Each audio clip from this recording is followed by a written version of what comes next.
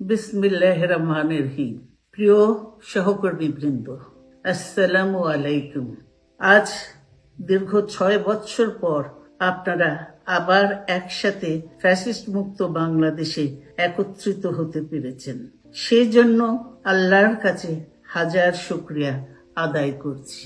দীর্ঘ ফ্যাসিবাদী বিরোধী সংগ্রামে যারা শহীদ হয়েছেন এবং সম্প্রতি জুলাই আগস্টের ফ্যাসিবাদী শাসকদের নির্মম ভয়াবহ দমন নীতির কারণে গণহত্যায় যারা শহীদ হয়েছেন তাদের প্রতি আমি শ্রদ্ধা জানাচ্ছি। যারা আহত হয়েছেন তাদের প্রতি জানাচ্ছি আন্তরিক সমবেদনা।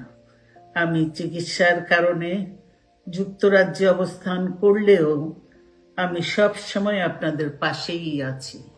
দীর্ঘ 15 বছর গণতন্ত্রের জন্য, আমার মুক্তির জন্য আপনারা যে নিরন্তর সংগ্রাম করেছেন এবং আমাদের অসংখ্য সহকর্মী প্রাণ দিয়েছেন, জুলুম নির্যাতনের শিকার হয়েছেন এবং প্রায় 1.25 লক্ষ মিথ্যা মামলায় জর্জরিত হয়েছে, এখনো আদালতের বারান্দায় ন্যায় বিচারের জন্য ঘুরে বেড়াচ্ছেন।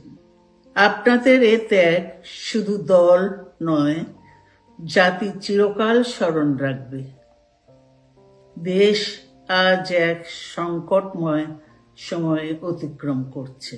আপনাদের এবং ছাত্রদের সমন্বিত আন্দোলনের ফলে ফ্যাসিস্ট শাসকেরা বিদায় নিয়েছে। একটা অন্তর্বর্তীকালীন সরকার গঠিত হয়েছে। তাদের কাছে জনগণের প্রত্যাশা রাষ্ট্র মেরামতের ন্যূনতম সংস্কার দ্রুত সম্পন্ন করে গণতান্ত্রিক ব্যবস্থায় ফিরে যাওয়ার জন্য সকলের কাছে গ্রহণযোগ্য একটি নির্বাচন অনুষ্ঠান সম্পন্ন করা।